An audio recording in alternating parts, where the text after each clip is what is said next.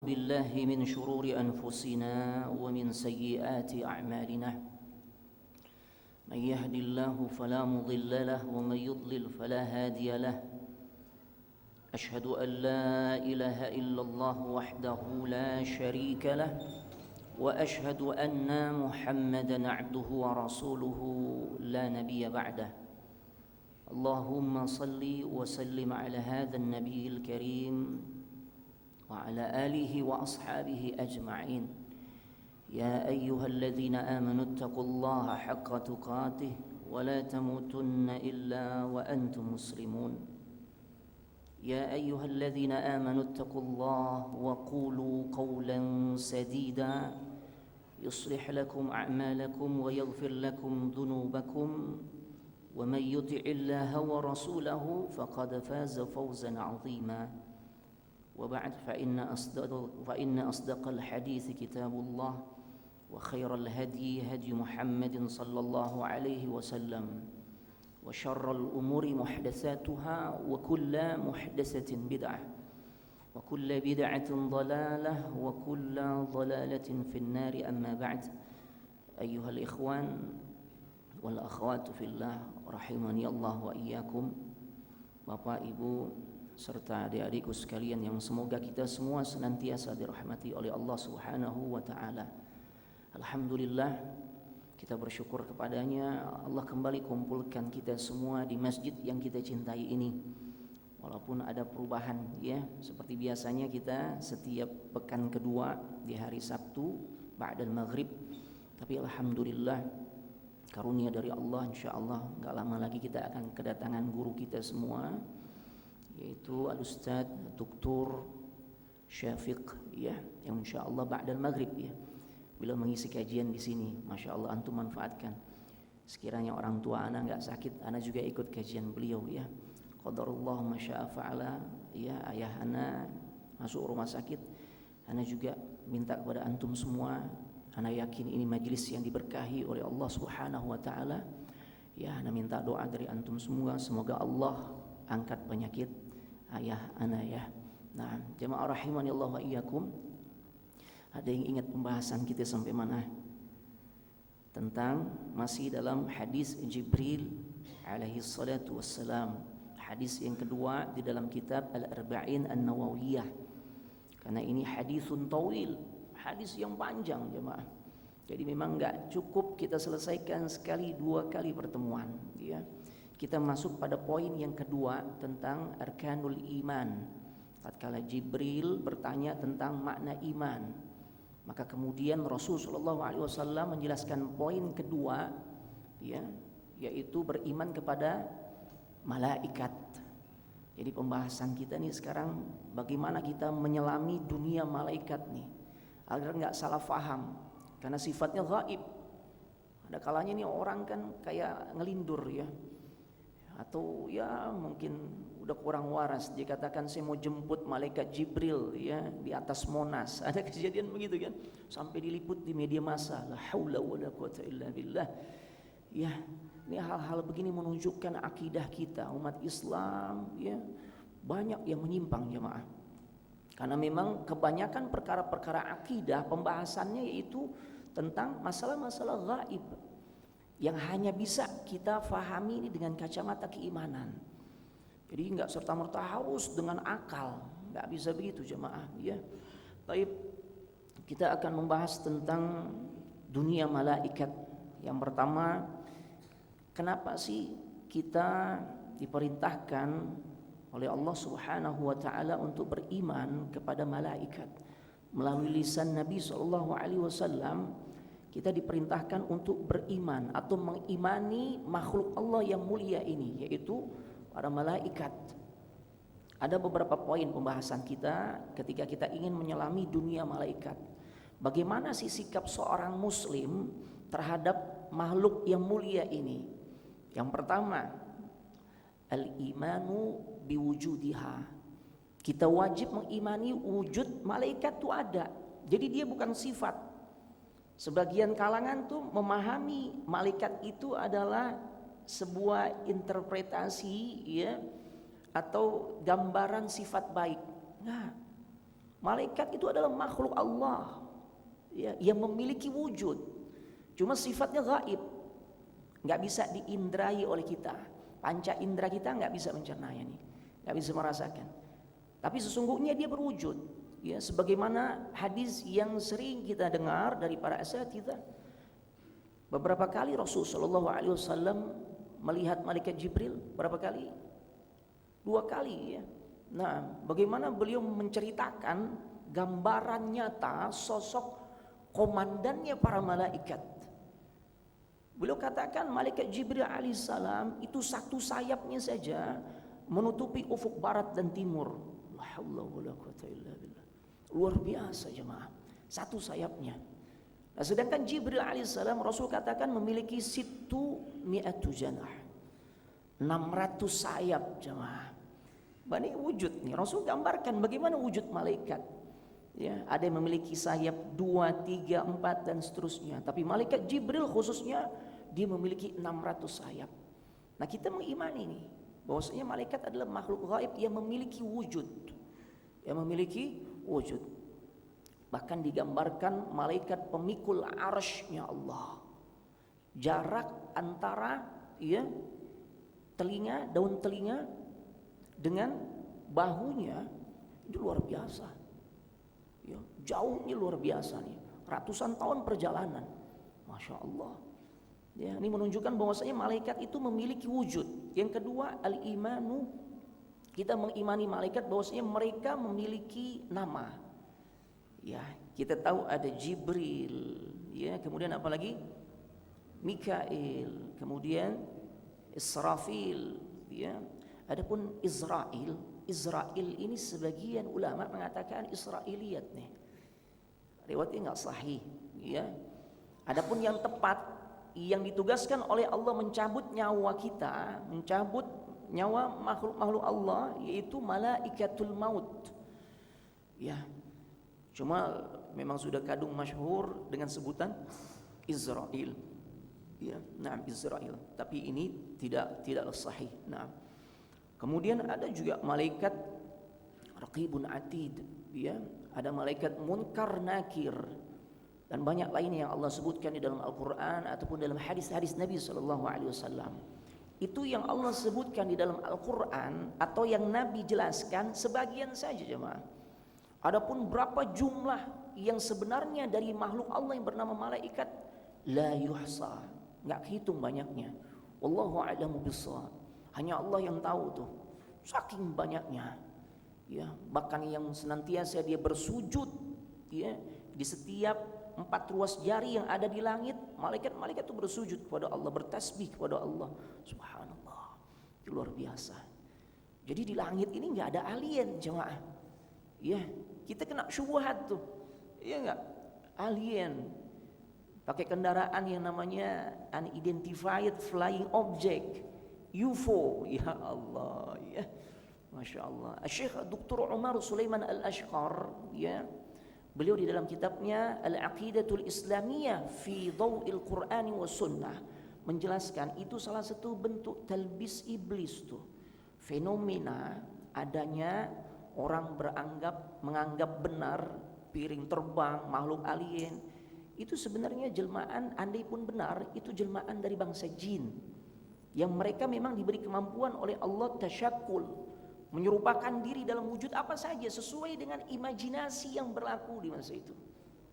Ya, makanya coba setan-setan yang bikin takut orang-orang Indonesia, apa aja sebutannya? Kuntilanak, sundel bolong, apa lagi? Pocong, dedemit. Nah, antum ke Eropa ada gak sundel bolong? Gak ada. Ya, zombie, ya, vampir dan seterusnya, itu kayak begitu tuh, ya, disesuaikan. Nah, makanya di antaranya Syekh Dr. Umar Sulaiman Al-Ashqar menjelaskan fenomena UFO dan alien itu tipu daya iblis tuh, ya, karena sesungguhnya yang ada di langit adalah makhluk yang mulia, yaitu para malaikat dan juga Rabbul Izzati wal Jalalah. Ya, makanya pelan-pelan orang-orang kafir tuh, ya, mereka menggelincirkan akidah kita tuh pelan-pelan caranya. Dengan kemasan yang menarik, dibikin film Star Trek generasi 1, 2, 3, kita nonton lagi. La haula wala quwata illa billah. Ya, dan ya hal-hal begini hati-hati jemaah. Kita kalau belajar akidah, ya jauhinlah hal-hal begitu. Jadi nggak ngegoyang nih akidah kita, keyakinan kita yang benar terhadap perkara-perkara gaib. Ya. Nah, kemudian bagaimana sikap kita seorang muslim terhadap malaikat? Yang ketiga, mengimani bahwasanya para malaikat memiliki sifat. Ya, mereka memiliki sifat.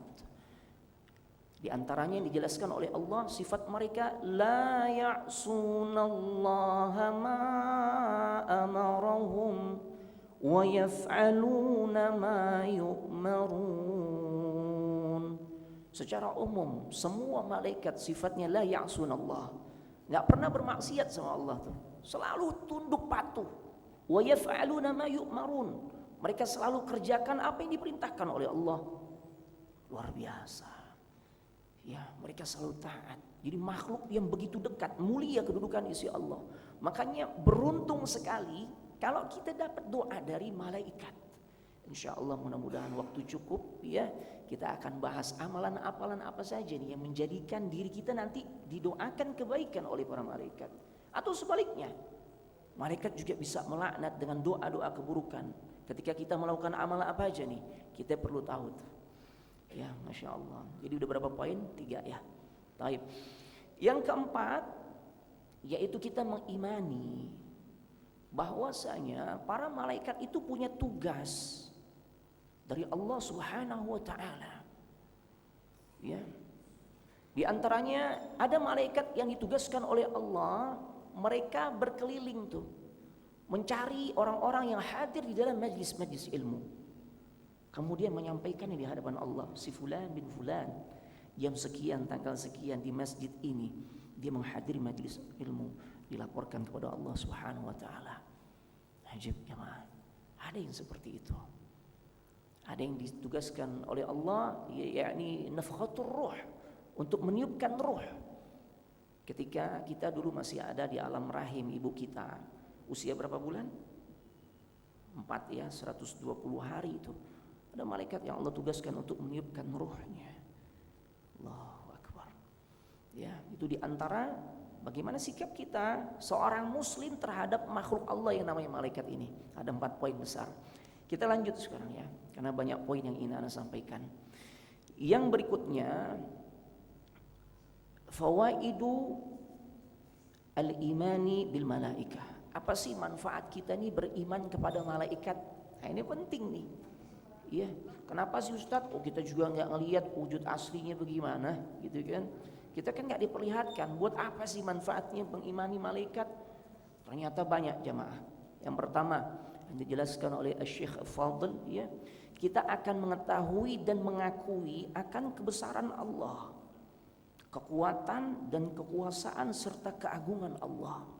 Kalau kita ngelihat atau mendengar gambaran Jibril saja luar biasanya, bakhmah, kabirah jiddan, besarnya luar biasa.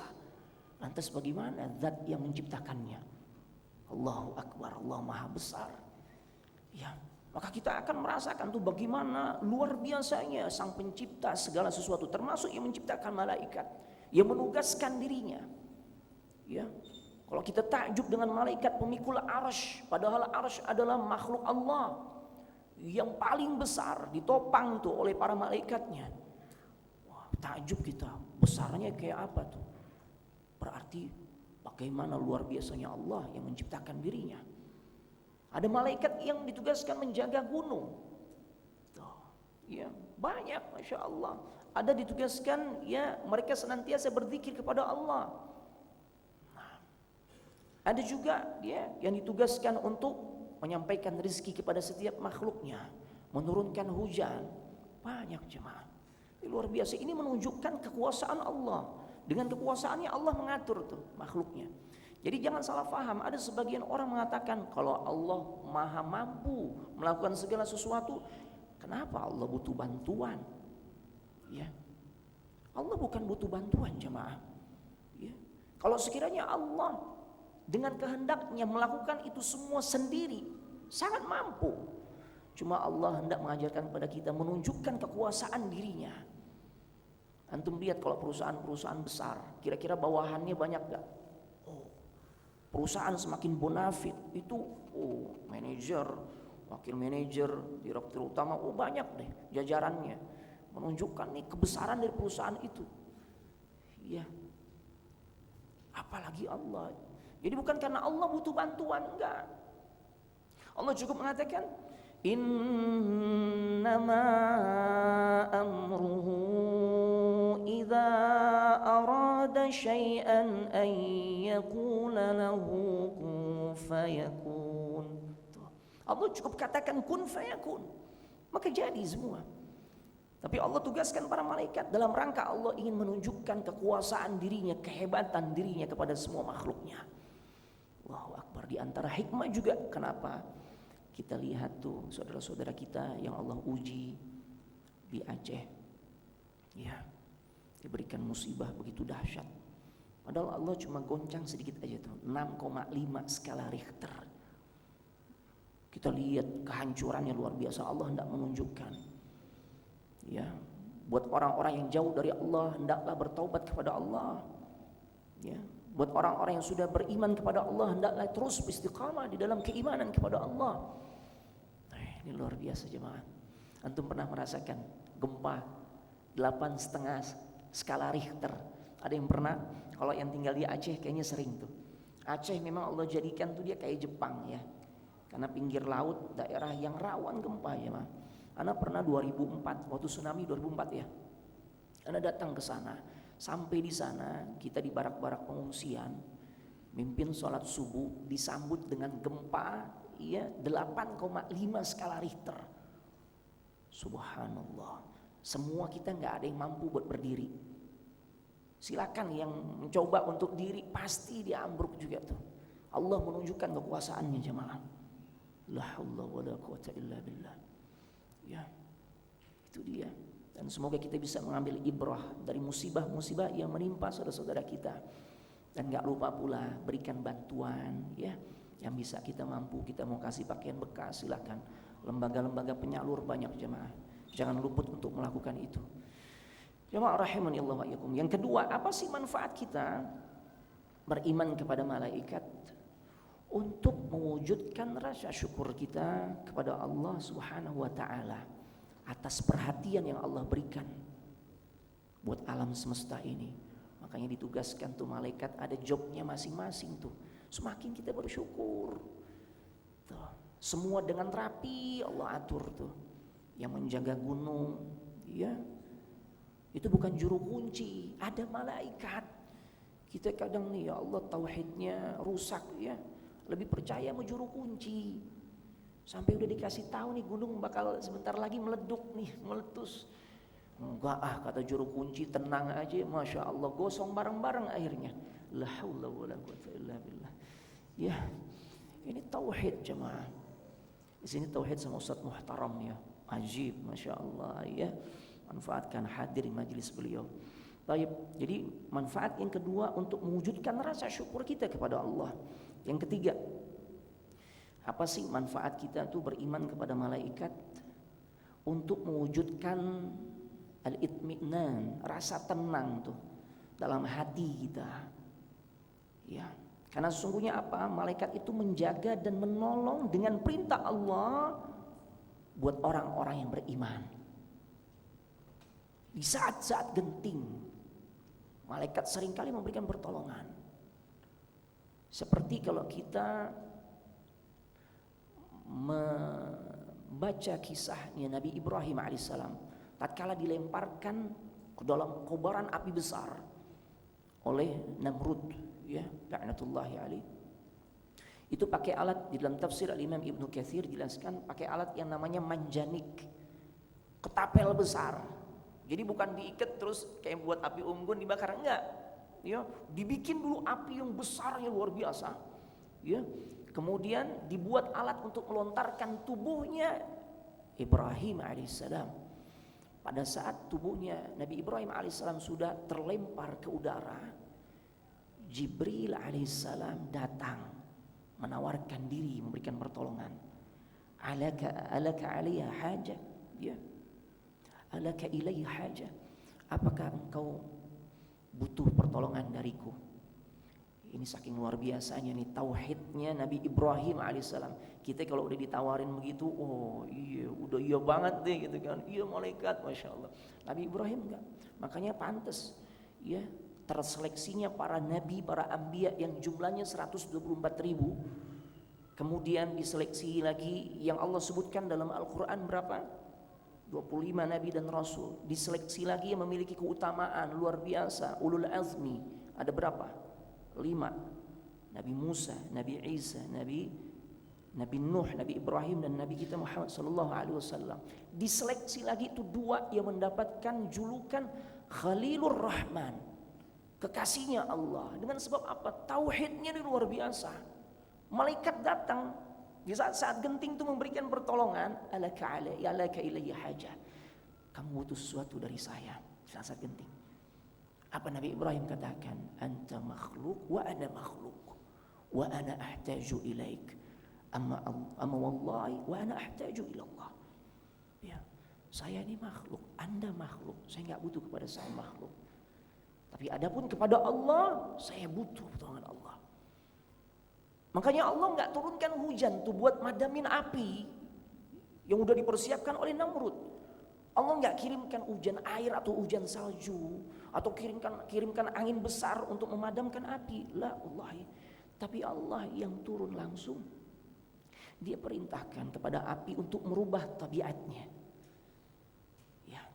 Panas menjadi ya narukuni bardan wa salaman ala Ibrahim.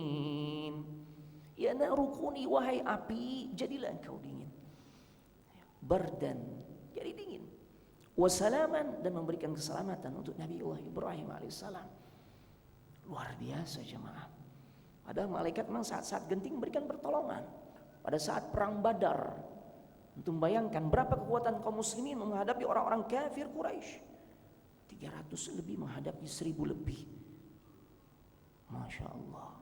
Tapi bagaimana Allah kirimkan pasukan malaikat, sampai-sampai dikisahkan banyak para sahabat yang mendengar itu suara cemeti di atas kepala-kepala mereka, pecut.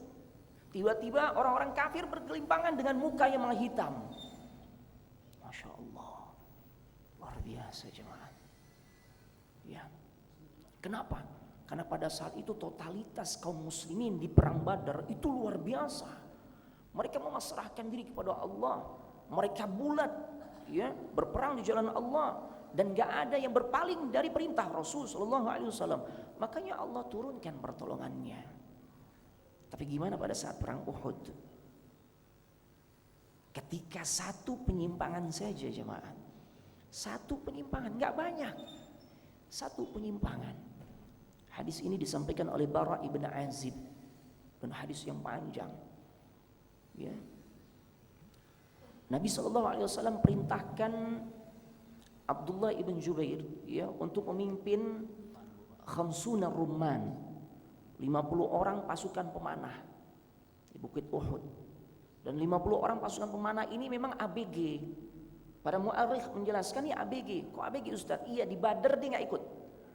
Di perang Badar belum diizin sama Nabi, karena ABG kan. Dipimpin oleh sahabat senior, ya. Rasul perintahkan, apa perintahnya?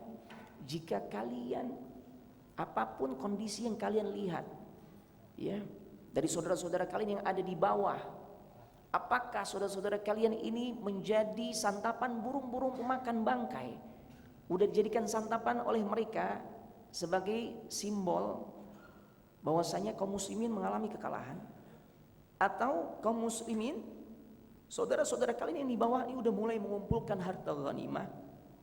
Perintahnya satu Rasul. Perintahnya jelas, tegas, dan gak banyak. Fala tabrahu makanakum. Jangan kalian bergeser dari tempat kalian nih. Apapun keadaannya sebelum ada komando dariku. Allahu Akbar. Perang berjalan, ya, dijelaskan oleh Bara ibn Azib yang meriwayatkan hadis ini. Itu biasanya orang-orang kafir kalau perang, dia tempatkan kaum wanita di barisan paling belakang. Ini hadis panjang riwayat Imam Al-Bukhari. Kaum wanitanya ini berada di barisan paling belakang, bawa apa? Bawa belati, bawa tombak. Sambil sebagian ada yang menabuh genderang perang, sambil mengucapkan syair-syair, memacu semangat para suaminya, anak laki-lakinya, paman-paman mereka, agar jangan sampai mundur melawan pasukan muslimin. Dan ketika ada yang mundur, ditusuk tuh sama perempuan itu. Kenapa? Bikin malu. Masya Allah. Digambarkan pada saat perang, menggambarkan betapa kaum muslimin itu udah tinggal sedikit lagi meraih kemenangan. Digambarkan oleh Bara' ibn Azib, wanita-wanita di zaman itu kafir, itu sampai-sampai saking kocar-kacirnya mereka angkat tuh baju-baju mereka sampai tampaklah betis-betis mereka dan gelang-gelang kaki mereka. Masya Allah. Berarti orang kafir, wanita kafir dulu tuh, kalau kita bandingkan dengan wanita banyak saudara-saudara kita kaum muslimah yang suka buka aurat, lebih baik keadaannya. Mereka nganggap udah aib tuh. Tatkala mereka lari tunggang langgang, ya, angkat bajunya sampai kelihatan betisnya. Ya Allah. Sampai digambarkan begitu, saking hancur leburnya pasukan kafir. Maka kemudian apa? Apa yang terjadi? Yang di atas ABG ini 50 orang, khamsuna rumman. Ya, ngelihat saudaranya kaum muslimin yang ada di bawah tuh udah mulai mengumpulkan harta rampasan perang. Mulailah di sini mereka tergoda oleh dunia. Salah seorang atau beberapa orang dari mereka berkata, al-ghanimah, al-ghanimah, harta rampasan perang, gak turun, gak dapat kita nih. Masya Allah, tergoda oleh silaunya dunia. Maka apa yang terjadi? Turunlah mereka. Gak diindahkan tuh, ya, komandannya Abdullah ibn Zubair gak diindahkan, gak digubris. Ya Allah. Diingatkan bahwa Rasul nggak perintahkan kita nggak boleh beranjak walau sejengkal pun, nggak boleh kecuali komando dari beliau. Masya Allah. Ada diri Rasul Shallallahu Alaihi Wasallam, makhluk paling mulia masih ada pada saat itu. Tapi ketika penyimpangan terjadi, Allah enggan memberikan pertolongan. Padahal masih ada Rasul Shallallahu Alaihi Wasallam. Satu penyimpangan yang dilakukan oleh umatnya, sebagian umatnya, menyebabkan Allah nggak mau kasih pertolongan. Makanya jangan heran nih bangsa kita kayak gini, kan udah saking banyaknya kita jauh nih, kita menjauh dari yang namanya syariat yang dibawa oleh Rasul Sallallahu Alaihi Wasallam. Rasul nggak ajarkan begini begitu, kita buat tuh seakan-akan Rasul lupa kali. La haula wala quwata illa billah. Perkara-perkara baru dalam agama ini bukan perkara sepele jamaah. Itu kan butuh penyimpangan terhadap syariat yang Rasul bawa. Dan itulah diantara sebab Allah enggan memberikan pertolongan kepada kaum muslimin. Kalau dulu saja ada Rasul, kekasihnya Allah masih ada, Allah enggan untuk memberikan pertolongan, apalagi sekarang. Ya, yang keberapa sekarang ya ma? Poin keberapa? Keempat ya. Apa faedah kita beriman kepada malaikat? Untuk memotivasi diri, menjauhkan diri dari segala bentuk penyimpangan syariat, ya, dan segala bentuk perbuatan yang bisa yu'zil malaikah, menyakiti malaikat. Ya, kenapa sih kok kita nggak boleh tuh kalau ke masjid tuh habis makan bawang putih, bawang bombay, aromanya kan nggak sedap, nggak cuma ganggu manusia, apalagi yang dukhon. Ya, itu. Kenapa? Karena mengganggu juga yu'zil malaikah. Ya, yu'zil malaikah. Makanya kalau di Masjid Nabawi itu sebelum kita masuk bawah pintu masuknya tuh ada semacam ya gapura, tulisannya seperti itu agar kita menjaga adab, ya, menjaga aroma tubuh kita agar tidak menyakiti makhluk Allah yang namanya malaikat. Mereka tersakiti juga tuh. Makanya kita kalau datang ke masjid, ya paling enggak kita punya parfum yang ada selalu standby di kantong kita tuh. Ya, tinggal olesin, ya. Jangan sampai afwan ya aroma ketek mendominasi nih, la haula wala quwata illa billah. Ya, karena menyakiti malaikat ternyata. Ya. Nah, itu beberapa poin di antaranya. Kemudian anak akan jelaskan di sini amalan-amalan apa saja sih yang bisa menjadikan diri kita ini didoakan oleh malaikat. Ini penting jemaah. Banyak amalan ya yang dijelaskan oleh Nabi kita Muhammad sallallahu alaihi wasallam yang menjadikan sebab malaikat ini ngedoakan kebaikan buat kita. Di antaranya apa? Kita mengajarkan kebaikan buat orang lain. Ya. Innallaha wa malaikatahu hatta an-namlah fi juhriha wa hatta al-hut fil bahr la yusalluna ala muallimin nasi al-khair. Sesungguhnya Allah dan para malaikat, bahkan semut yang ada di lubang-lubang mereka dan ikan-ikan yang ada di lautan itu mendoakan untuk orang-orang yang mengajarkan perkara kebaikan buat saudaranya yang lain. Antum bayangkan, jadi kalau antum punya ilmu yang bisa mendatangkan manfaat buat saudara antum, ajarin. Ya, bukan nggak boleh sih antum minta bayaran, tapi lihat sikon. Ya, kalau yang antum mau ajarin ini orang fakir, masa sih tega antum minta bayaran? Aneh ajarin ente, ilmu apa yang ente mau, tapi bayarannya sekian. Nah, ya. Kita mungkin pinter, mungkin dulu mantan koki.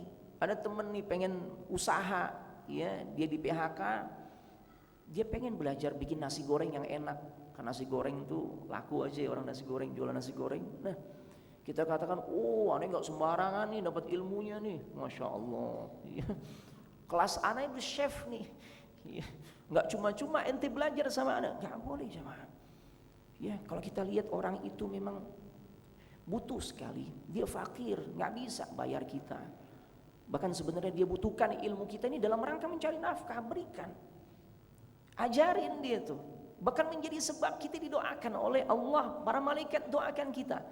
Bahkan semut dan ikan-ikan yang ada di lautan mendoakan orang ini. Ya, selama ilmu yang kita ajarkan ilmu kebaikan. Muallimin nasil khair. Ya, orang yang mengajarkan perkara kebaikan kepada saudaranya. Luar biasa. Jadi yang sepelekan, antum bisa baca Quran. Di tempat antum tinggal nih banyak nih orang yang buta aksara Al-Quran. Jangan antum katakan, ya Ustaz, gimana Ustaz, udah tua-tua gak sadar-sadar. Kita udah mau ngajarin belum? Masa lalunya itu urusan dia sama Allah.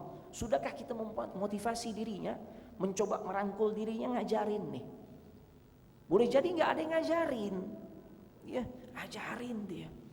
Dengan sebab itu dia bisa baca tulis Al-Quran dengan baik, ibadahnya pun kualitasnya akan semakin baik.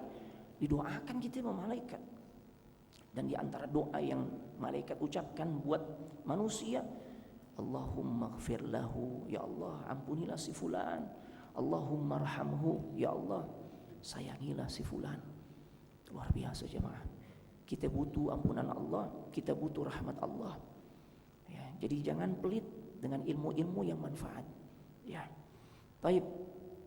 Yang kedua, amalan apa yang bisa menjadikan kita didoain oleh malaikat?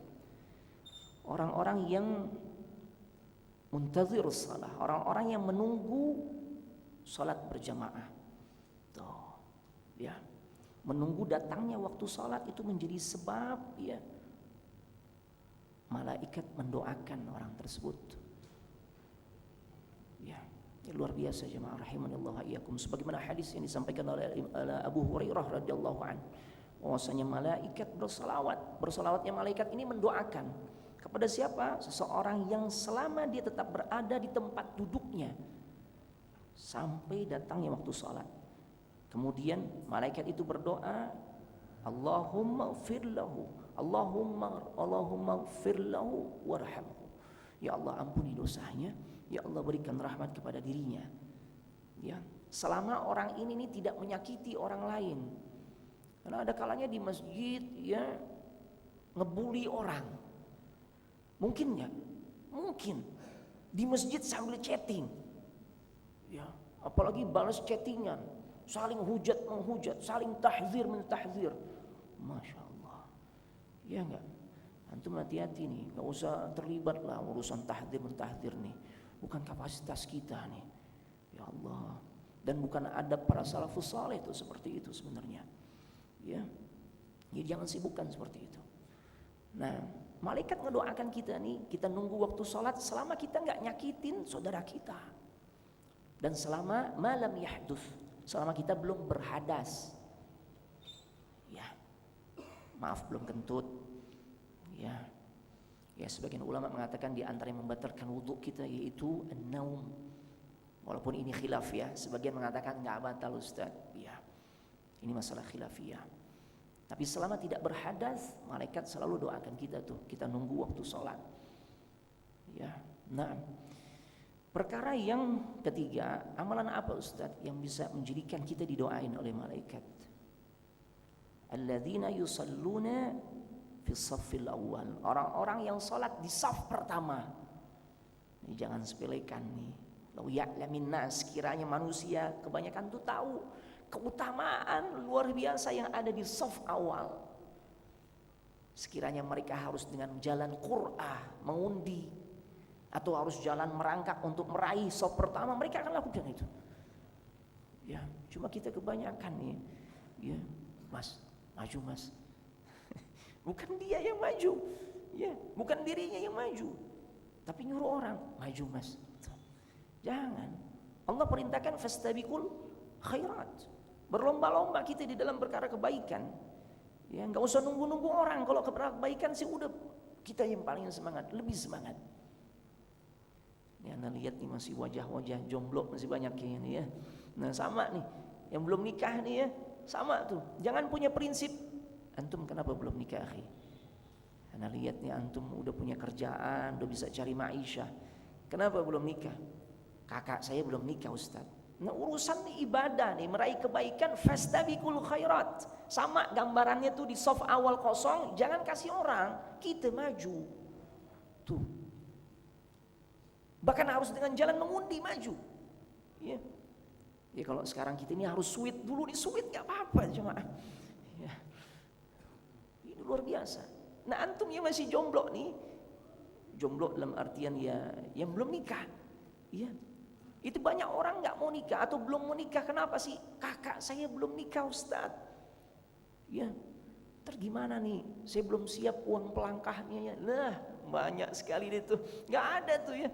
Ini kadang yang menjadikan jodoh orang tuh jadi seret tuh begitu. Ya, makanya urusan nikah nih, syabab di sini banyak. Anda lihat wajah-wajahnya nih, para pemuda menikah. Ya, nggak urusan kakak kita belum nikah itu memang jodohnya belakangan. Tapi dalam perkara kebaikan maka kita harus bersegera jemaah. Ya. Yang di saf awal Rasul katakan di dalam hadis yang disampaikan oleh Imam Abi Dawud di dalam sunnahnya, di dalam sunannya, begitu juga Sunan Ibnu Majah, dalam Musnad Imam Ahmad, bahwasanya Rasul sallallahu alaihi wasallam bersabda, "Innallaha wa malaikatahu yusalluna 'ala shaffil awwal." Sesungguhnya Allah dan para malaikat itu yusallun, mendoakan tuh buat orang-orang yang berada di saf-saf pertama ketika salat berjamaah. Masya Allah. Makanya orang-orang seperti Fudail ibn Iyad ya, dan para ulama salaf terdahulu yang puluhan tahun tuh salatnya mereka nggak pernah melihat punggung saudara-saudara mereka, menunjukkan di saf mana mereka, saf paling depan. Makanya nggak lihat punggung saudaranya. Ya. Kita udah ngaji jangan justru ngeremehin nih. Kadang masbuk mulu. Ya Allah, ya. Justru udah ngaji ini kita tinggal ngamalinnya nih. Pertanggungjawabannya bagaimana mengamalkan ilmu yang sudah Allah kasih sama kita. Ya, ini mentang-mentang udah ngaji, udah tenang aja Ustaz, ya, belum selesai nih. Anda masih dapat jamaah. Nah, enggak begitu. Ya. Orang yang udah ngajinya semakin sering, semakin semangat dia meraih keutamaan-keutamaan yang Allah berikan. Bukan justru semakin meremehkan. Makanya luruskan niat. Jadikan ilmu yang kita fahami ini bukan sekedar konsumsi otak kita, bukan. Tapi dalam rangka taqarruban ilallah. Bukan dalam rangka agar nanti jidal, debat menang. Ada begitu ikhwan, begitu kepepet telepon ana. Masya Allah. Ustadz gimana Ustadz jawabnya begini begitu. Emang kenapa? Ana lagi debat Ustadz, itu urusan antum, ana bilang. Ana gak mau ikut campur. Iya. Artinya nih dia berdebat bukan untuk cari kebenaran, tapi untuk menang kalah, bukan untuk menasihati orang. Ya, hati-hati ini ya. Taib. 3 hal ya. Kita masuk yang keempat. Nah, siapa mereka yang mendapatkan doa dari para malaikat, doa kebaikan, yaitu orang-orang yang mengisi saf yang kosong. Tuh, Terkait saf lagi nih. Ya. Innallaha wa malaikatahu yusalluna 'alal ladzina yasiluna as-sufuf wa man sadda furjatan rafa'ahu Allahu biha darajah. Ini hadis diriwayatkan oleh Ibnu Majah, Imam Ahmad di dalam Mustadraknya Imam Al-Hakim, ya, melalui jalan istri Nabi Aisyah radhiyallahu anha, bahwasanya Allah malaikat mendoakan orang-orang yang merapatkan shaf di dalam salat. Rapetin shaf. Barang siapa yang mengisi celah yang kosong, ya, dia segera tuh ada shaf yang kosong, dia rapetin. Maka Allah akan angkat derajatnya dengan sebab perbuatannya itu. Jadi pintu-pintu kebaikan banyak jemaah. Jangan diremehin. Walaupun memang dilematis kalau kita berada di masjid, kita sholat di masjid yang kebanyakan nggak memperhatikan masalah rapatnya shaf. Ya memang repot juga tuh. Ya kita coba rapatkan shaf, apa dibilang? Ya masjid lega-lega mepet banget sih. Nah, ya. Bahkan ada yang sampai ya seorang tuh mencirikan ciri-ciri teroris itu kalau sholat itu nyari kaki, ngejar kaki. Masya Allah, sampai begitu jemaah. Ya. Padahal itu semua syariat yang diajarkan oleh Rasul kita Muhammad SAW. Makanya Rasul itu kalau sholat, mimpin sholat gak pernah langsung Allahu Akbar. Beliau selalu lihat dulu tuh, ya bagaimana safnya. Kadang-kala dengan lafaz sawu sufufakum, kadang-kala dengan aqimus sufuf, istawu wa'tadilu, kadang-kala dengan wala tadharu furujatil lisyaitan, jangan kalian berikan celah untuk syaitan menggoda kita, mencerai-beraikan hati kita dengan sebab renggangnya saf-saf salat kita. Makanya jangan terlalu muluk-muluk khilafah Islamiyah, persatuan kaum muslimin, safnya berantakan. Ya Allah, kita mulai dulu dari yang begini nih. Ya. Nah, kita lanjut. Siapa yang didoakan oleh para malaikat? Amalan apa sih? Yaitu alladzina yatasahharun, orang-orang yang bersantap sahur. Dan inilah yang membedakan puasanya umat Islam dengan umat-umat lain. Umat lain puasa juga, tapi enggak ada konsep sahur. Karena di dalam sahur ini fihi barakah, ada keberkahan. Innallaha ta'ala wa malaikatahu yusalluna 'alal mutasahhirin. Di dalam hadis sahih riwayat al-Imam Ibnu Hibban di dalam kitabnya Mu'jamul Awsat, Rasul katakan sesungguhnya Allah dan para malaikat itu mendoakan orang-orang yang sedang makan sahur. Ya, mau puasa sunnah, puasa wajib, antum isi dengan doa. Karena doa pada saat itu malaikat juga sedang mendoakan kita. Jangan nonton TV. Kan Ramadan TV isinya apa? Lawak semua itu. Masya Allah. Makanya kalau TV di rumah rusak bersyukur juga sama Allah. Anak di rumah rusak, anak gak servis deh. Ya Allah. Bisa anak sekarang kan gampang. Ada remote, kita coba channelnya kita atur, cari dia. Insya Allah gak apa-apa rusak deh. Nah ya seperti itu ya. Itu waktu sahur, waktu yang barakah, berdoa. Kita punya problem hidup, manfaatkan waktu sahur untuk berdoa sama Allah. Doa-doa kebaikan. Masalah-masalah di rumah tangga kita nih, yang kita butuh jalan keluar dari Allah, berdoa di sahur. Satu sisi kita berdoa manfaatkan waktu mulia itu, di sisi lain ya disokong oleh malaikat yang mendoakan kita. Kebaikan ditambah dengan kebaikan, luar biasa jemaah. Jangan remehkan waktu sahur ini jemaah. Kemudian amalan apa lagi yang mendatangkan doa kebaikan dari para malaikat? Orang-orang yang menjenguk saudaranya yang sedang sakit. Masya Allah, ini luar biasa jemaah. Di dalam hadis sahih riwayat al-Imam Ibnu Hibban, hadis ini disampaikan oleh menantu Nabi SAW yang julukannya Abu Turab, bapaknya debu.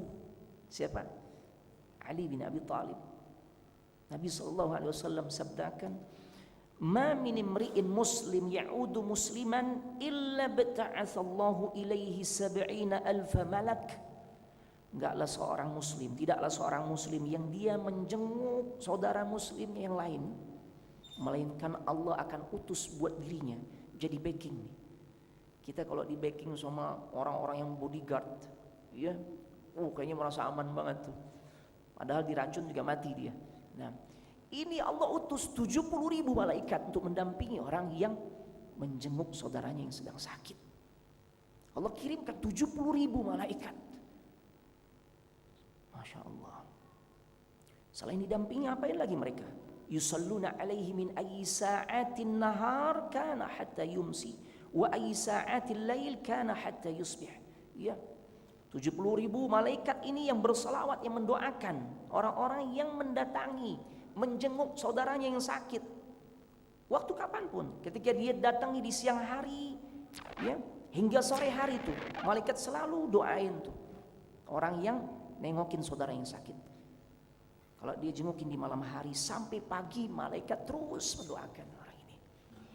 Jadi kalau kita dengar ada saudara yang sakit, jangan kita bilang, udah di ICU belum? Masya Allah, jangan. Ya, parah gak sakitnya? Enggak, kalau kita mau dapat keutamaan, datangin. Mau perkara sakitnya ternyata cuma bisul doang, Ustaz, nggak apa-apa, yang penting sakit. Ya, menjadi sebab antum didoakan 70.000 malaikat. Antum didoakan ustadz, ya, alim, luar biasa, doain kita tuh, seneng banget. Ya, padahal kan tidak mesti itu. Ya, orang yang dari sisi kedudukan dunianya itu luar biasa dipandang orang, belum tentu doanya itu diijabah oleh Allah. Ya. Al-Imam Al-Munkadir, ya, pernah mengisahkan hal itu. Ulama besar, dia memimpin salat istisqa, ya, tapi nggak turun hujan. Sampailah ketika dia di satu masjid yang biasa dia tempatin, datang seseorang yang nggak dikenal, nggak banyak orang kenal, ya, cuma nggak tahu orang ini nih bahwasanya ada al-imam. Al-imam mendengarkan doa munajat yang disampaikan oleh orang tersebut agar Allah turunkan hujan. Nggak lama doa itu dipanjatkan, kemudian Allah turunkan hujan. Tuh, orang biasa. Ya kan, kita udah senang tuh kalau didoain semua ustaz, alim, masya Allah. Ya, apalagi kalau yang jubahnya gede, lebar, wah, udeng-udengnya kayak ban Vespa, masya Allah, senang banget ya. Banyak orang begitu ya, sampai cium tangan bolak-balik. Tapi ini ngedoain 70.000 malaikat, jemaah. Ya, kenapa kita nggak semangat nih untuk meraih itu? Yang sudah pasti doanya malaikat diterima oleh Allah Subhanahu Wa Taala. Karena kemuliaan mereka di sisi Allah. Jadi jangan sia-siain tuh. Dapat kabar, paling enggak kita sekarang sarana ada. Kita memang ada uzur nggak bisa ngejengukin dia. Kasih doa tuh lewat WhatsApp, BBM. Oh ya Allah, la ba'sa tahurun insyaallah. Syafakallah syifaan la yughadiru saqama. Bukankah ketika kita mendoakan kebaikan, maka doa itu pun akan kembali kepada orang yang mendoakan. Masya Allah, ya. Kita lanjut jemaah. Hal-hal apa saja hubungan antara malaikat dengan orang-orang yang beriman? Di antaranya malaikat itu, ini terlepas dari doa-doa kebaikan ya. Malaikat mencatat orang-orang yang menghadiri sholat Jumat. Jadi memang ada malaikat yang Allah tugaskan ya untuk mencatat orang-orang yang hadir dalam salat Jumat. Idza kana yaumul jum'ah, apabila datang hari Jumat, kana ala kulli babin min abwabil masjid al malaikah. Maka di setiap pintu-pintu masjid, termasuk Nurul Iman nih, hari Jumat nanti ada malaikat-malaikat yang berada di pintu-pintu masjid. Ya, ngapain dia tugasnya? Yaktubunal awwal fal awwal. Dia catat tuh, dia absen tuh. Ya, siapa orang yang pertama kali datang, yang berikutnya dicatat terus. Fa idza jalasal imam tawaw as-suhuf wa ja'u yastami'una adh-dhikr. Ya, dia catat terus sampai tiba deadline. Waktu berhentinya tuh malaikat mencatat siapa yang hadir untuk sholat Jumat ketika kapan? Imam telah duduk di mimbarnya. Imam udah naik mimbar. Maka apa? Malaikat tutup tuh buku catatannya. Fenomena kita kan begitu ya. Apalagi di kantoran, anak kalau ngisi khutbah Jumat di kantoran, masya Allah. Ya, biasanya detik-detik terakhir mereka tuh datang. Ya, kalau udah ya khutbah kedua doa, ya Allahumma ighfir lil muslimin wal muslimat, datang deh ya Allah. Itu udah nggak dicatat oleh malaikat. Nggak dilaporkan di hadapan Allah tuh. Ya, Rasul katakan malaikat menutup lembaran-lembaran catatannya. Bahkan yang ada mereka, para malaikat bergegas datang dan mereka pun ikut mendengarkan khutbah. Allahu Akbar. Ya. Jadi upayakan nih datang lebih awal agar kita dicatat tuh laporannya di hadapan Allah bagus. Ya.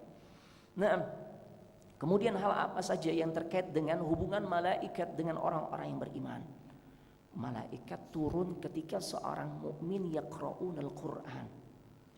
Malaikat turun, kita kalau ingin dekat sama malaikat, tapi nggak usah ngarep nanti bisa ngelihat wujud asli malaikat, jangan. Imani aja deh, malaikat turun nih sebagaimana Nabi ucapkan. Malaikat turun ketika seorang mukmin yaqra'unal Qur'an, dia baca Qur'an. Ya, hadis ini disampaikan dari Abu Sa'id Al-Khudri. Ya. Dari Abu Sa'id Al-Khudri. Begini hadisnya, suatu malam sahabat yang lain yang namanya Usaid ibn Hudhair yaqra'un al-Quran. Dia baca Quran. Pada saat beliau baca Quran, sebelumnya dia tambatkan kudanya, diikat kuda tunggangannya dia ikat. Kemudian pada saat Usaid ibn Hudhair dia baca Quran, kudanya ini melompat-lompat nih. Ya. Kudanya lompat-lompat, nggak bisa diam nih kuda nih. Ya. Maka kemudian Usaid ibn Hudhair menghentikan bacaan Qur'annya. Maka kemudian apa? Kudanya tenang. Kudanya tenang. Begitu lagi kemudian Usaid ibn Hudhair dia baca Qur'an lagi, tuh kuda loncat-loncatan lagi. Sampai pada akhirnya apa yang terjadi? Karena Usaid ibn Hudhair khawatir nih. Ini kuda nih bakal ya anarkis nih ya, karena loncat-loncatan dan di sisi kuda tersebut ada anaknya yang bernama Yahya. Dia khawatir nih kalau anaknya nih bisa keinjak, maka kemudian Usaid ibn Hudhair ya hentikan bacaan Qur'annya. Nah, maka kemudian pagi harinya beliau menemui Rasul Shallallahu Alaihi Wasallam dan dia ceritakan tuh, tengah malam saya baca Qur'an ya Rasul. Saya tambatkan kuda saya ikat. Pada saat saya baca Quran, ini kuda nggak bisa diem. Saya tenang, tuh kuda ikut tenang. Saya baca Quran lagi, dia kemudian berontak-ontak lagi, loncat-loncat lagi. Maka kemudian Rasulullah SAW bersabda, ya, bacalah wahai Ibnu Hudhair. Maka kemudian Usaid ibn Hudhair membaca tuh apa ayat yang dia baca. Maka kemudian Rasulullah SAW, Usaid menjelaskan, ya. Setelah itu, maka aku beranjak dari tempatku. Nah, pada saat diceritakan kepada Nabi, aku selesai baca Quran, aku selamatkan anakku yang bernama Yahya.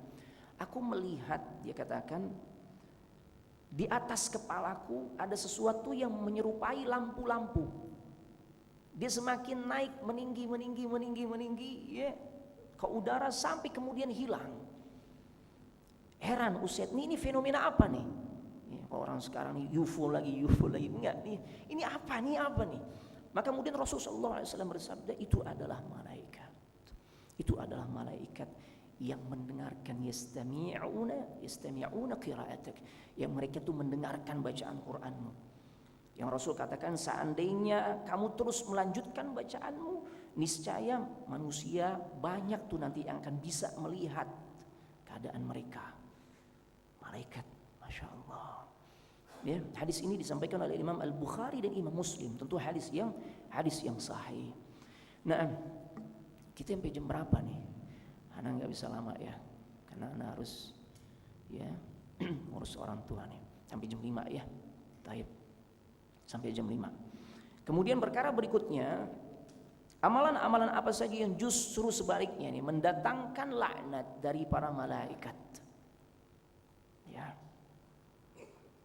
Na'udzubillah wa nas'alullah al-afiyah. Yang pertama yaitu seorang istri yang menolak ajakan para suami untuk berhubungan sang istri.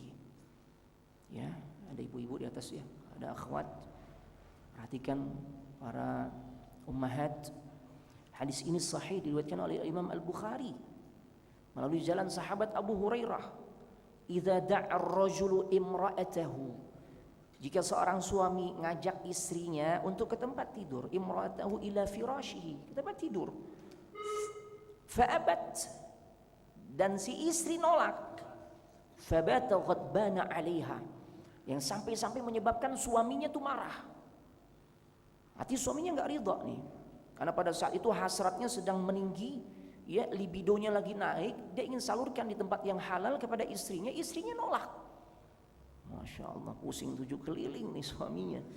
Ya, haula wala quwata illa billah. La'anat ahal malaikatu hatta tusbih. Rasul katakan, maka malaikat ini akan melaknat istrinya ini hingga pagi hari.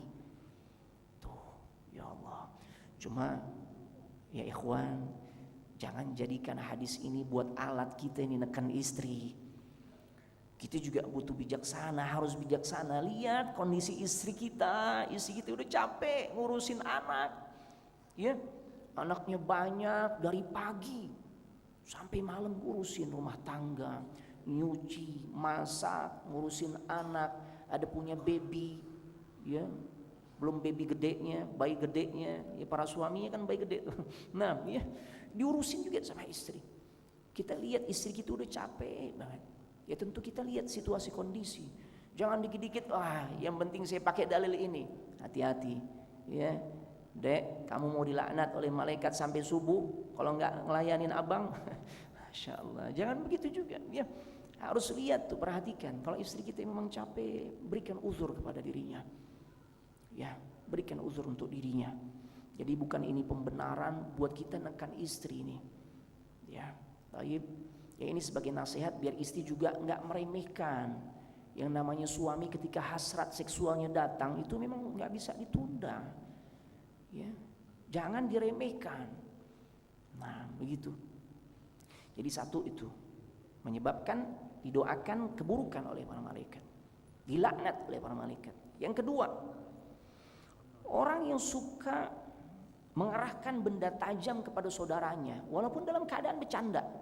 Ini hati-hati nih, guyon, bercanda. Ini juga ada adabnya. Luar biasanya syariat Islam sempurna, sampai urusan bercanda tuh diajarin. Ya. Di dalam hadis yang disampaikan oleh Abu Hurairah radhiyallahu an. Ya. Hadis ini diriwayatkan oleh Imam Muslim, ya. Hadis sahih. Man asyara ila akhihi bihadidatin, barang siapa yang menodongkan besi atau benda-benda tajam, atau kalau sekarang bedil, pistol. Ada kejadian kan bercanda tuh temannya pakai pistol, meletus kepalanya tuh. Nggak sedikit kejadian begitu kan? Kita baca koran, dengar berita tuh begitu. Barang siapa yang menodongkan besi atau benda tajam yang berbahaya deh intinya ke arah saudaranya, fa innal malaikata la'anuhu wa in kana akhahu li abihi wa ummi, maka sesungguhnya para malaikat ini melaknat dirinya. Ya, melaknat dirinya walaupun ia adalah saudara saya dan seibunya. Malaikat melaknatnya. Ya, makanya hati-hati, ada bercanda harus dijaga tuh. Ya, aneh ngacungin samurai kan bercanda doang Ustaz, jangan. Ya, bercanda ngacungin samurai gimana nih? Atau kelewang doang nih Ustaz, ya Allah. Jangan. Setan masuk nanti menggoda kita.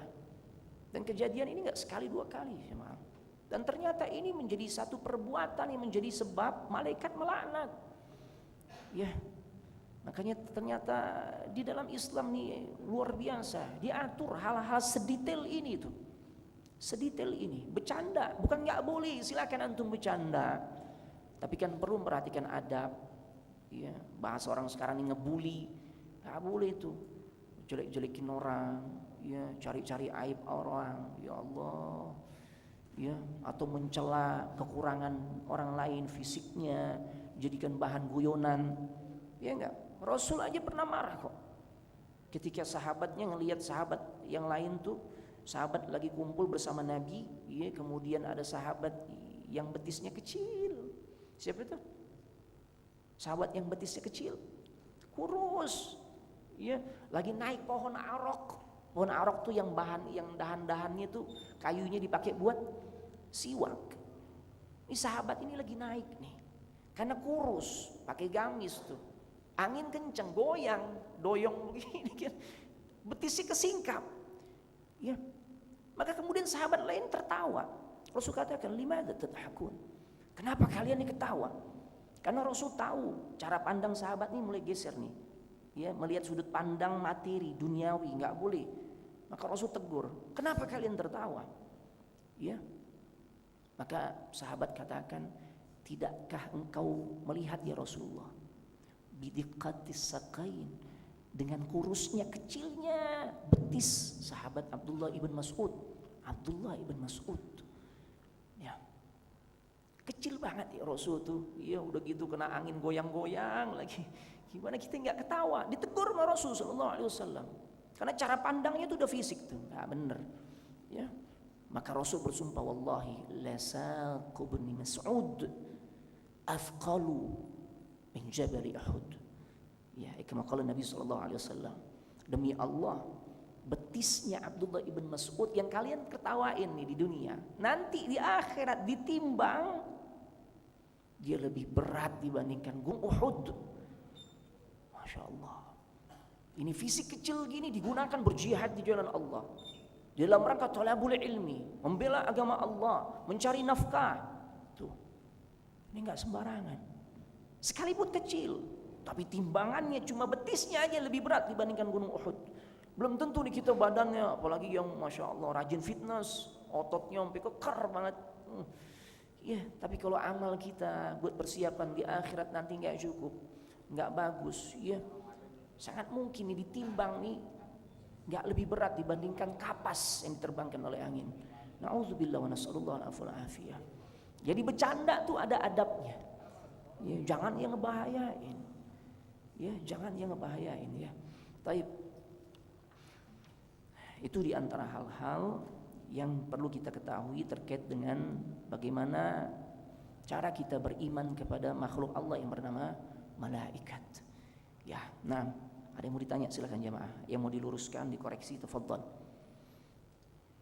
Ana izin minum ya. Nah, tafadhal.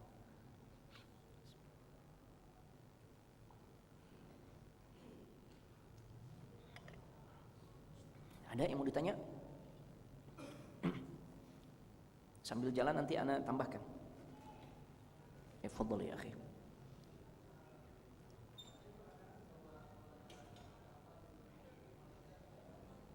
Ada apa?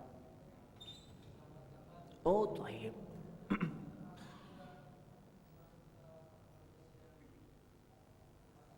Malaikat rahmat. Sahih. Di dalam Sahihul Jami' al-Imam Albani ya memasukkan hadis ini ketika Nabi SAW bersabda, la tadkhulul malaikah baitan fihi kalbun wala surah. Malaikat tuh nggak akan masuk ke dalam rumah yang di dalamnya ada kalbun. Apa itu kalbun? Anjing. Makanya kita kadang salah sih ngucapin ya. Ya, Ustaz saya nggak suka sama dia Ustaz. Dia sering nyakiti kalbu saya. Jangan kalbu, kalau kalbu anjing tuh. Qalbu, ya. Kalbu anjing pakai kaf. Malaikat nggak akan masuk ya ke dalam rumah yang ada anjingnya dan juga terdapat surah, gambar makhluk-makhluk yang bernyawa. Tentu di sini ada khilaf kalau mau dirinci. Gimana Ustaz antara foto? Apakah foto termasuk di dalamnya? Ya, sebagian ulama di antaranya Syekh Muhammad ibn Shalih Al-Utsaimin mengatakan foto ini hukumnya agak beda. Karena foto ini ibaratnya ini adalah seperti kita bercermin. Ya, yang dimaksud surah di sini sesuatu yang dibuat dari awal tuh, prosesnya jelas. Ya, dimulai dari garis ini mau gambar kuping. Nah, itu begitu tuh. Ya, kalau foto kan cuma ya memindahkan gambar saja. Ya, seperti itu. Tapi tetap ya kalau kita sudah ngaji sih, kita lil ihtiyat aja. Dalam rangka kehati-hatian lebih baik enggak usah. Untuk menghindar dari ikhtilaf itu lebih baik enggak usah pajang-pajang foto. Ya, paling enggak kan itu apalagi kalau foto-fotonya ya mungkin pernah dapat penghargaan, nanti ujung-ujungnya ya menggiring kita riya dan seterusnya. Yang jelas ya benar. Di antara amalan-amalan perbuatan yang menjadikan malaikat tuh enggan masuk ke rumah seseorang itu dia anjing. Ya, tapi kan ada Ustadz dibolehkan. Kita kalau belajar fikih kan boleh anjing-anjing penjaga kebun. Itu kan di kebun bukan di rumah. Bedain ya. Itu di kebun. Boleh. Atau anjing-anjing buat berburu. Para ulama mengkiaskan juga anjing-anjing yang digunakan untuk ya memeriksa narkoba, anjing-anjing pelacak tuh, karena masalahnya besar. Tapi kalau yang di rumah jelas nggak boleh. Ya. Nah, atau patung-patung di antara yang menyebabkan tuh malaikat enggan masuk ke rumah. Yang betah siapa jadinya? Ya bangsa jin. Makanya antum kalau mau meruqyah, lihat dulu tuh di gambarnya. Jangan langsung ruqyah dulu. Antum misalnya diundang, "Akhi tolong dong ruqyah nih, saudara ini kesurupan." Nggak ada yang diminta tolong. Bis gimana? Kebanyakan paling yang datang nanti paranormal. Ya udahlah bismillah. Sebelum antum ruqyah, lihat dulu tuh rumah-rumahnya. Lihat kanan kiri. Ya, kalau ada gambar-gambar makhluk bernyawa suruh turunin dulu. Ya, musik-musik matiin. Bahkan nasehatin, jangan lagi dengar-dengar musik tuh. Senandung-senandung syaitan tuh, seruling-seruling syaitan. Ya, paling nggak lama tuh setannya, jinnya bisa terusir, nggak lama lagi dia balik lagi.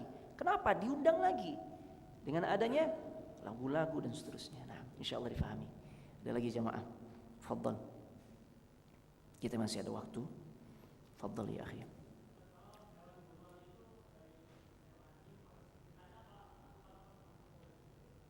Taib, yang pertama ketika antum melepaskan, bacalah bismillah. Ibda bi bismillah.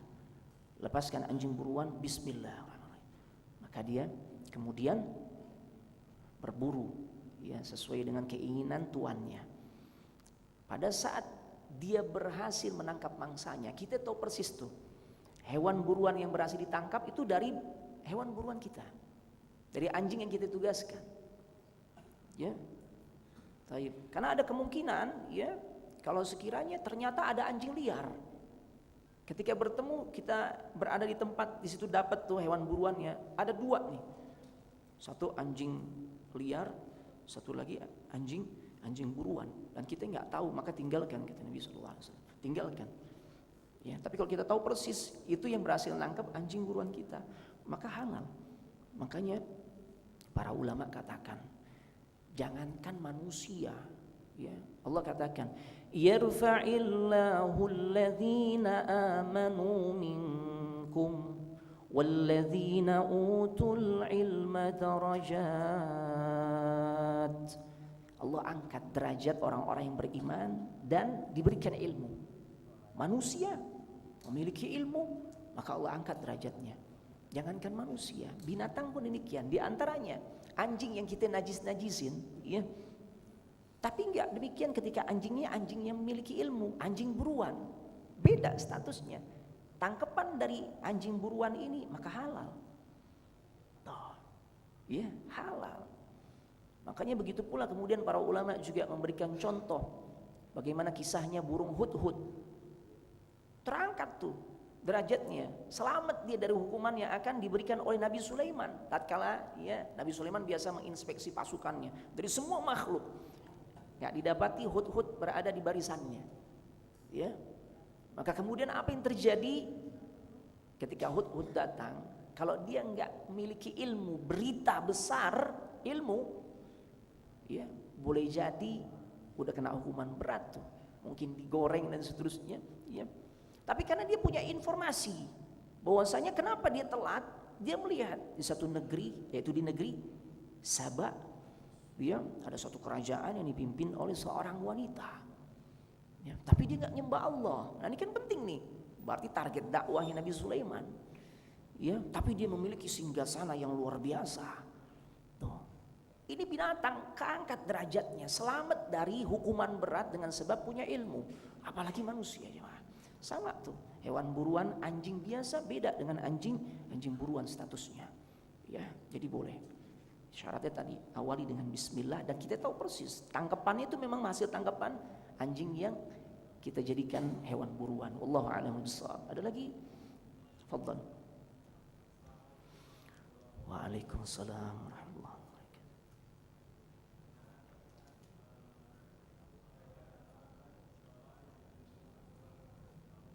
Nah,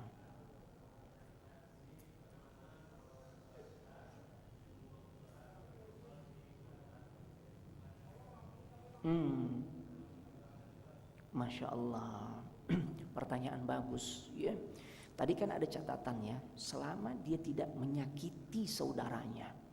Kalau isi obrolannya obrolan yang manfaat, siapa tahu murojaah tentang ilmu ya, maka insya Allah masih tetap termasuk orang-orang yang didoakan oleh malaikat. Tapi kalau ngegosip, digosok makin sip, nah itu jelas nggak dapat tuh doa dari malaikat. Kenapa? Dia lakukan perbuatan dosa, berarti dia menyakiti saudaranya kan, menyakiti saudaranya. Dan selama dia belum berhadas, malaikat terus doain. Maka lihat, dirinci dulu obrolan dia manfaat enggak. Kalau kita tahu obrolannya nih ya obrolan yang enggak manfaat, kasih tahu ya akhi, jangan kehilangan kesempatan ya. Dengan sebab obrolan yang enggak manfaat ini, nah akhirnya malaikat enggan doain kita. Makanya kita perlu klarifikasi dulu isi obrolannya apa ya. Nah kalau memang antum tahu persis nih, nggak lain Ustadz, ya paling ngobrolin skor bola, masya Allah, ya semalam pertandingan ini berapa ini, ya itu nggak manfaat. Maka perlu nasihati ya, agar tidak kehilangan kesempatan, didoakan oleh malaikat. Semoga dipahami ya. Nah, ada lagi, masih punya waktu 5 menit. Fadhol. Assalamualaikum warahmatullahi wabarakatuh.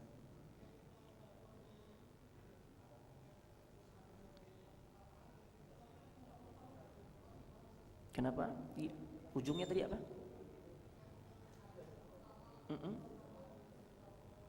Iya. Oh, merebut datang duluan. Masya Allah. Ya. Nah, kalau merebut sih emang udah tugasnya. Kalau dia nggak datang duluan, diomelin jamaah. Ya. Nah, dia, insya Allah antum dapat keutamaan. Iya, ana punya pernah pengalaman sekali. Memang ini masjid baru dibangun. Tadinya musola, kemudian dijadikan masjid dan mau diadakan kajian-kajian sunnah. Ana diminta khatib. Ana datang setengah 12, gelap masjidnya, pintunya masih dikunci, ya, tertutup pintunya tapi nggak dikunci. Ana pikir ya Allah, ini bener apa enggak alamatnya? Ternyata bener. Ana tanya, ada bocah-bocah di luar, Dek, ini ada sholat Jumat di sini. Ada Ustaz. Lo kok masih sepi setengah 12? Saya bilang gitu. Padahal 15 menit lagi mau azan. Apa dia bilang? Iya Ustaz, di sini kalau 5 menit mau azan baru ya pada datang. La haula wala quwata illa billah. Ya, sama merebutnya juga datang begitu. Masya Allah ya. Nah, insya Allah antum ya, kalau yang ngalahin antum merebut, ya insya Allah antum afdal ya. Nah, baik, kalau di saf pertama yang kosong, pas di belakang imam gimana? Kalau yang mengisinya orang yang tak berilmu gimana? Nah, ya makanya di dalam mengatur saf dalam salat ini, orang-orang yang berada di posisi paling belakang harus paham nih. Ya, jadi yang berada persis di belakang imam ini orang yang selevel paling enggak nih, atau enggak jauh-jauh banget nih, ya, keilmuannya, keutamaannya dengan si imam. Ya. Jadi khusus untuk yang persis di belakang imam memang ada catatan di sini. Ya, ini diperuntukkan untuk orang-orang yang memiliki keilmuan, tingkat hafalan yang enggak beda jauh sama imam. Agar pada satu imam ya batal salatnya atau mungkin lupa bacaannya, dia bisa ingetin. Tuh, ya. Nah, kalau yang konsepnya seperti ini maka persilahkan untuk orang yang keilmuannya selevel. Ya, khusus yang persis di belakang imam ya, maka bagus nih menjadi perincian dari ana ya. Baik, nggak ada lagi, kita tutup. Udah tinggal detik-detik terakhir. Biasa ana menutup ngacung nih. Nah, cukup ya. Baik, mudah-mudahan manfaat kajian kita di sore hari ini, dan mudah-mudahan juga antum bisa terus mengikuti kajian selanjutnya dengan guru kita yaitu Ustaz Dr. ya Syafiq Basalamah. InsyaAllah beliau akan hadir ya dan mengisi kajian pada salat maghrib ya. Taib. Kita tutup dengan doa kafaratul majlis. Subhanakallahumma wa bihamdik asyhadu an la ilaha illa anta astaghfiruka wa atubu ilaik. Wassalamualaikum warahmatullahi wabarakatuh.